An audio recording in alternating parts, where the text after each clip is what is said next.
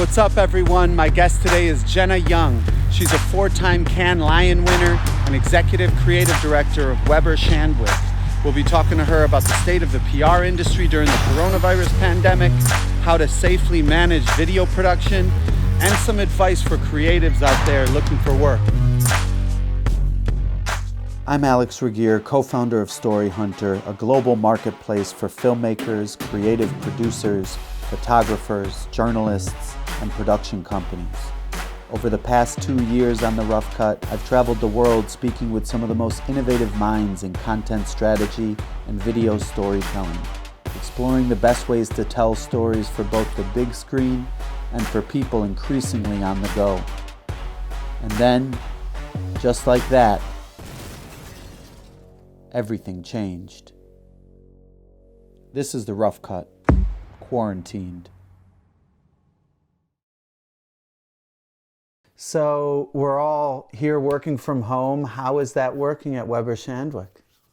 You know, surprisingly, it's been working really well. It's funny, we were a culture that thought that being in person was really important, and that the time that you spent collaborating in conference rooms was, or even just, I was kind of jokingly called the wandering creative because I would always walk around and like have in-person meetings with people. You would have thought that going at home, you'd have lost something. But what's been really cool is how much we're really leaning in on teams, and we're spending time really closely connected with each other. One thing that I wasn't expecting that has changed is I've now seen people in other offices working really closely with people in other offices that I otherwise could go a whole year without even talking to, and now we're on the phone every day. Yeah. So that's been surprising. Yeah, it flattens everything, so someone in LA or London is just as close as everyone in New York. Yeah. You discover different talent that way. Yeah. In what way? Well, I think, I sit in the headquarter office, so we see the same people and you kind of lean on the same people all the time. And suddenly when everyone is as accessible, you start realizing like, oh, there's a great comedy writer sitting in Chicago. Instead of me by default going to my team, she'd be a better person to do this. Or I have a peer who sits in Minneapolis. And we're on a squad that we've put together and kind of responding to all the challenges that are coming up with COVID for the clients. And he and I had never worked together before, but after about 2 weeks of just seeing the way that he thinks and having him be part of really some of this like big problem solving, I realized like there's been this enormous asset just sitting there that I hadn't thought of to tap. So, when I'd get asked to do something and my plate was a little full, I was like, maybe you should call Andy. So it's been great because I think we've discovered people who we just don't see every day. And I'm sure if that's happening in New York, it's happening everywhere. Yeah, it sort of sounds, you're taking kind of a positive spin on it. You would think creativity would lessen because you don't have that kind of banter, but you think there's some type of allocation of resources where you're organizing it in a more efficient way? It's a little bit more fluid, and it's very much because you have to be really efficient, you start thinking about who's the right person who's going to really crack this assignment. The stakes are so much higher now. With Storyhunter, we had a client once say from AJ Plus, actually, who he said that he would tell his team, because he had teams all over the world through Storyhunter, that it's not who you have on the ground, it's what do you want to cover. Because before, when something would happen, some crisis or news story would emerge, they'd be like, who do we have on the ground? What are our resources? Like that. Instead, they're like, we always have someone on the ground. What story do we need to tell?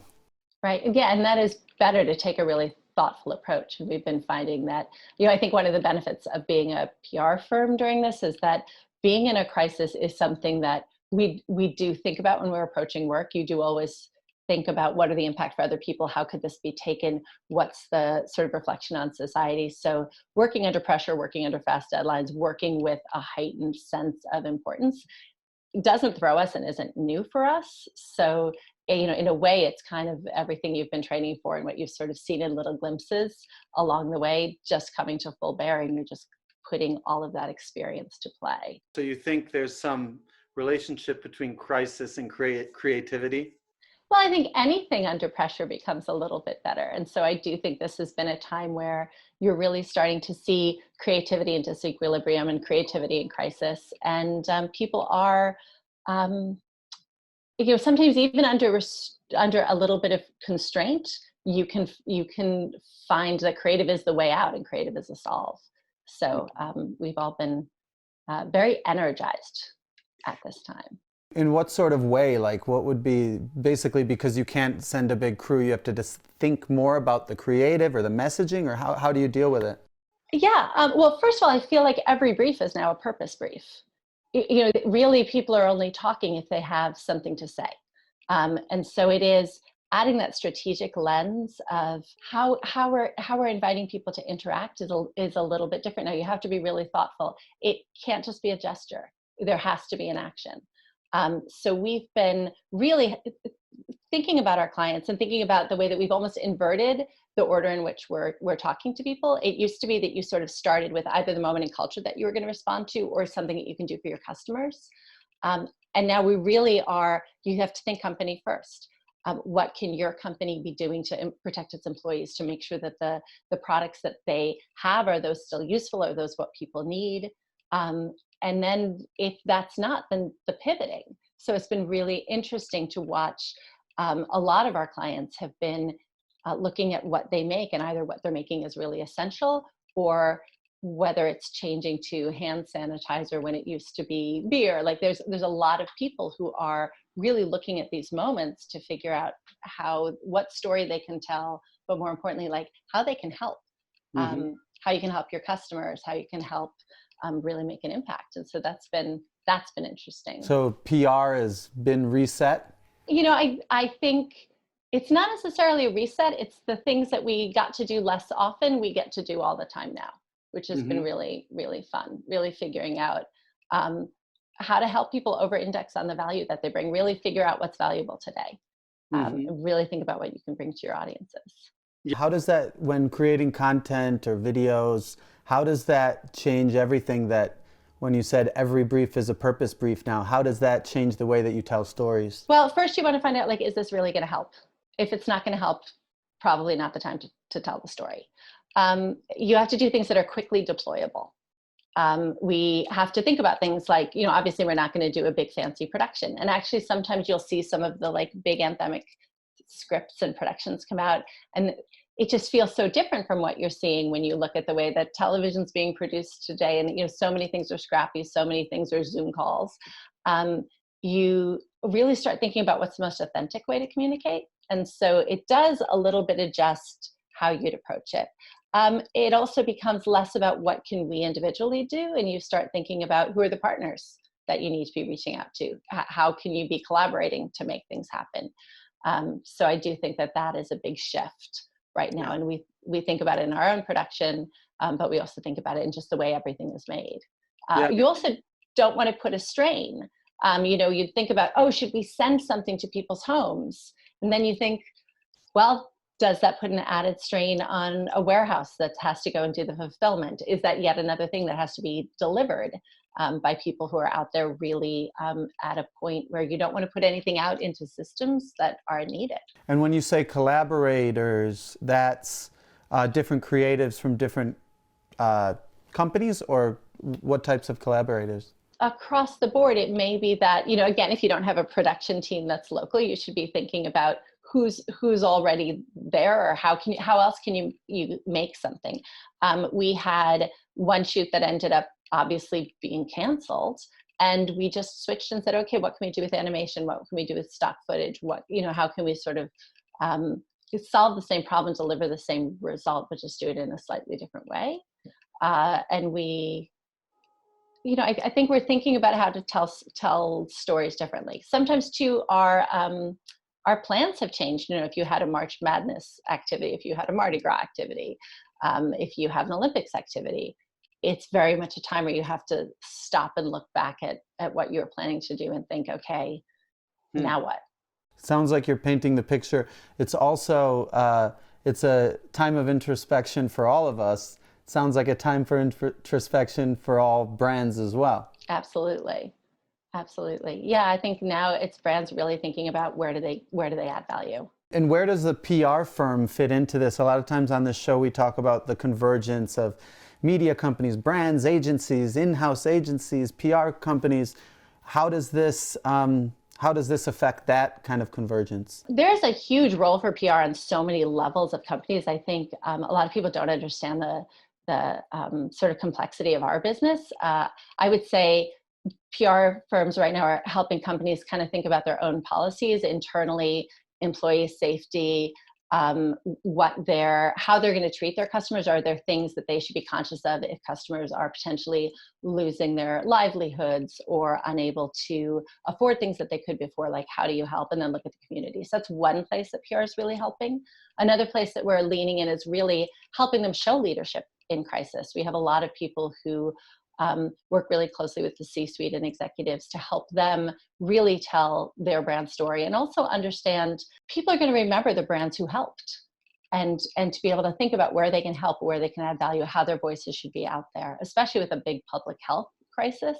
It's really important, especially in a time when trust is something that people hear some mixed messages. They don't always know who to trust. It's really important to help brands think about where they can play a role in helping the public and helping to, kind of keep solidifying trust.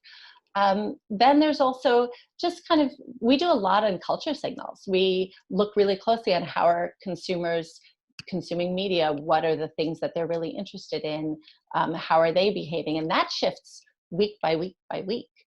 When you think about and you have to be a little conscious of what the timing is of your message, because as cases are peaking, there's just a different tone that's needed. We kind of went from a couple, at the very beginning, it was like, how do you make it fun at work, and how do you get a lot of content out there? Yep. If you're a parenting brand, a lot of parents are probably like, enough already. I can't even keep up with all the things I'm supposed to be doing while I'm also supposed to be working. I don't need someone else to tell me there's something I should do. Trying to adjust to working at home, to now feeling a little stir crazy, even pushing them to stay indoors, really helping people to have the endurance to stay through something that's become a marathon.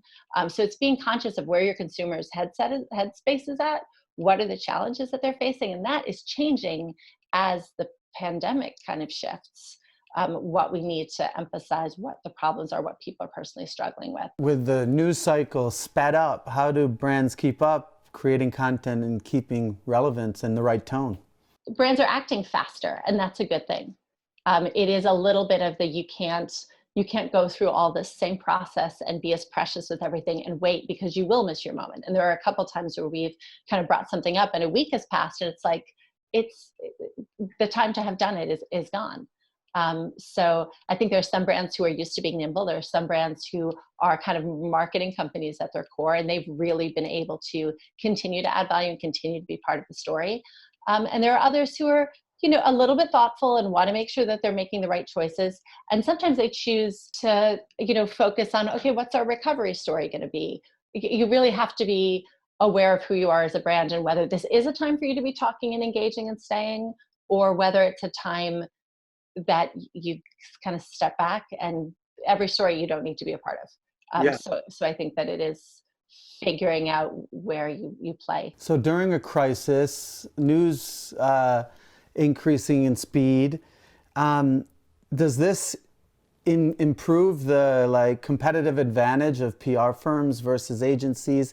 Because that's kind of what you're selling, that you're on message, you can move faster like a news company, and you know what message to put out there. Is this setting you guys up to win more business? I think it's kept us in a place where some of the best of what we do is coming to bear. And so we've been really fortunate to be able to help our clients to navigate this. And I think what we've seen historically is that brands that keep their voices out there, that keep communicating, do come out through any tough time in a better place. So I think any business is going to have some impact, but we are so sort of instrumental in so many different levels that I think there are just groups within us who this really is a moment where they can add a lot of value. And from a kind of creative storytelling perspective, how does this kind of change the way story hunters and production companies should be telling their stories? We don't want to necessarily be putting production teams on the ground and flying them everywhere. I do think that there is a shift to more immediate, more authentic very much a sense of getting to the heart of rich personal stories, but how do you do it in a way that's really flexible, and how do you do it in a way that's really nimble, and how do you do it in a way that's really responsible? It's going to be a while before we do productions in the ways that we used to. And I think going out and casting a bunch of actors and an A-list director and, you know, rolling out a big production, when's that going to feel right? You know, what's the occasion for that? Right now, I do think anything that can help you tell a true story, be closer to your consumer and closer to the truth of what's happening on the ground, now's the time for it. That's interesting. So not only is it kind of risky to do a big production, it also may not feel right in the context for the audience. Yeah, I think we're all getting used to seeing a different side of communications. I do think that we're seeing, and I think people are appreciating that. I think people love to see, you know, a late show host with his kids climbing over him, you know, hearing just seeing a little bit more of we're all in this together, we're all coming together, we're all real people. I think there's been an advantage to that. And I think everyone's very now used to that aesthetic. I think we've ignored places like Twitch. We've ignored, you know, worlds like the gaming world. And you're seeing a lot of interesting alternative spaces come out. So I do think that we have to think about how people's viewing behaviors are going to change, where people sort of take in content, and also what looks kind of current and modern, and is a really I don't know, like I think the modern look might just be different. Talk show hosts in hoodies over Zoom is the new modern. Yeah. Although do you think that kind of informality or that authenticity or whatever you call it, is that something that will stick? How will that change the way audiences perceive that polish in the future? Yeah. I hope so. And I actually hope that it goes beyond audiences. I hope that it goes into workforces. I think what I have really appreciated is seeing leaders become human. And whether it's down to managers, teams, for it to be less about the pretense, less about the polish, and more about being really honest about who you are, where you're at, how you're being impacted, really being more thoughtful. You know, nobody asks the question, how are you doing anymore, and doesn't listen for an answer. And nobody just assumes that it's fine and keeps moving. So I hope that some of that stays, because I do think we're going to be better off as a society if we are really more clear about who we are and more accepting about who we are. And I think that may be a ripple effect that sticks for a while, that may help break down some other barriers. And I'm hoping that that also changes the makeup and the look of some populations if we stop having this veneer of professionalism, in a way, is a bit of a gatekeeper. So scrappy creativity and being able to let people sort of be themselves, rise up, and sort of have their voices heard in their own true voice, I think that's always a good thing. How do you see, let's say it does stick, people work remotely, you know, a lot of that formality is lost. How does that change kind of the future of branded storytelling and content creation? I'm hoping that brands let people in more.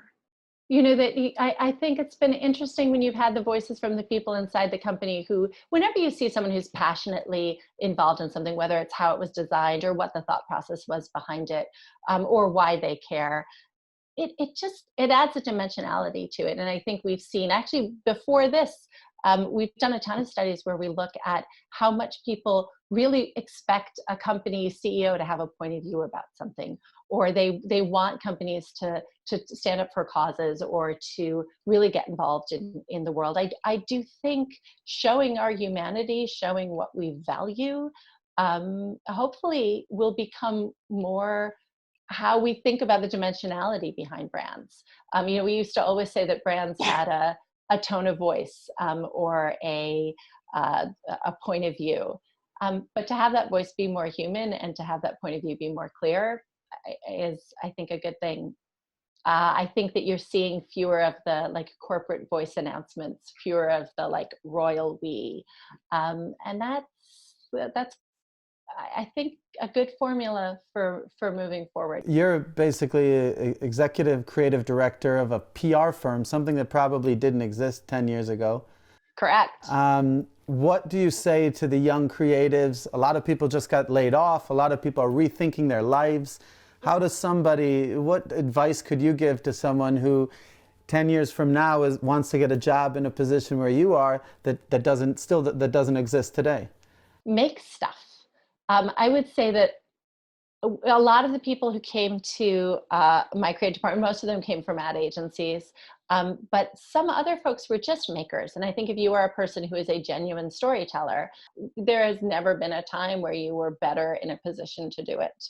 And I would say there's always room for creativity. I think that's the one career that is the least under threat, if it's not fine art, but if it's bringing creativity into storytelling.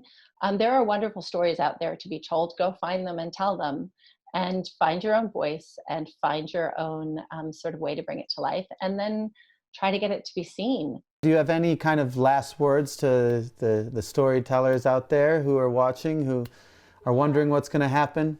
If you are not working anyway, go to people who can't afford to hire someone at an agency or can't afford to find someone and pay them with your talent, and just go help them. Because I do think there's a little bit of a karma thing, but you could actually be building your book. So you could be going to your local coffee shop, you could be going to your local small business, and you could be saying, how can I help you? Do it pro bono. You'll build up your book, you'll build up your portfolio, you'll have some real world examples, you'll make friends for life, and then you'll start actually practicing and learning. I honestly think right now, if someone isn't paying you to do your work, go do it anyway. Go do it for free. Go help someone out. Everybody needs help right now. And I would hope that then you have a book of work to show. You can say, this is how I got the social media up and running for this account, or this is how I did fundraising for this charity, which was otherwise being ignored, or this is how I told a story. Nothing is stopping you from working if you're not working.